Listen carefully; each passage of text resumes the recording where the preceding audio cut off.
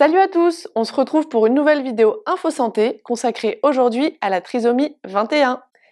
Mais qu'est-ce que la trisomie 21? La trisomie 21, aussi appelée syndrome de Down, est une anomalie génétique se caractérisant par la présence d'un troisième chromosome 21 dans toutes les cellules du corps au lieu de 2.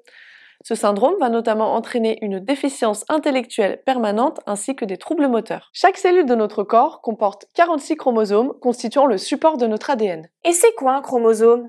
Nous sommes une sorte de bobine composée de gènes qui vous donnent vos caractéristiques physiques, comme la couleur des yeux ou encore la taille.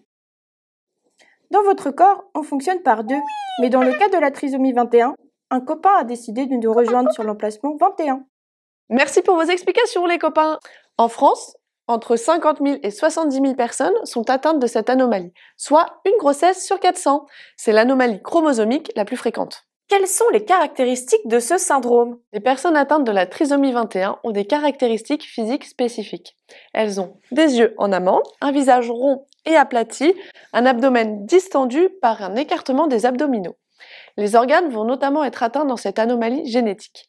On peut trouver des problèmes cardiaques, des problèmes neurologiques avec une hypotonie, ce qui correspond à une difficulté à se tenir bien droit, des problèmes digestifs, des troubles visuels, des troubles du sommeil, une diminution de la fertilité, des troubles orthopédiques avec notamment une altération de l'équilibre, ainsi que des problèmes de surpoids et d'obésité. Peut-on dépister la trisomie 21 pendant la grossesse? Pour répondre à cette question, Aria va nous parler de son parcours. Pendant ma grossesse, j'ai passé plusieurs tests pour savoir si mon bébé était porteur d'un troisième chromosome 21, une amniosynthèse, une échographie et une prise de sang.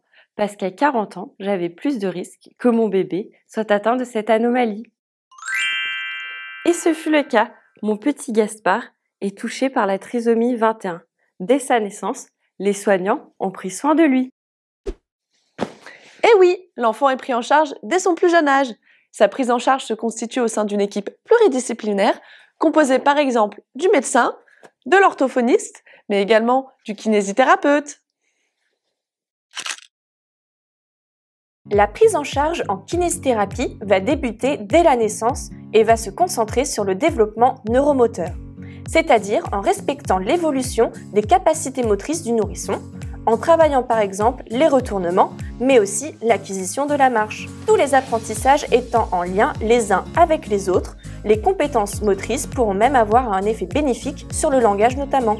D'où l'importance de la kinésithérapie qui a pour but d'améliorer la motricité, l'équilibre et la force musculaire. Pour atteindre cet objectif, le kinésithérapeute va passer par l'activité physique et des exercices adaptés à son patient, qu'il soit enfant ou adulte. L'activité physique va avoir un impact positif sur la santé du patient, notamment sur les complications associées à ce handicap, comme l'obésité et le surpoids.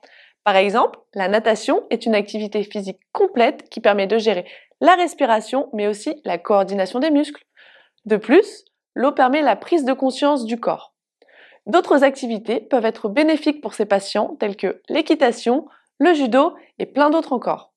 La technicité d'un sport est gratifiante et augmente l'estime de soi. De plus, ces activités permettent une sociabilisation avec d'autres personnes. Une prise en charge précoce et adaptée à leurs besoins les rend autonomes.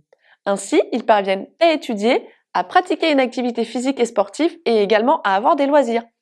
La trisomie 21 ne se guérit pas. Cela ne signifie pas pour autant vivre éternellement à la charge de ses parents ou d'un institut.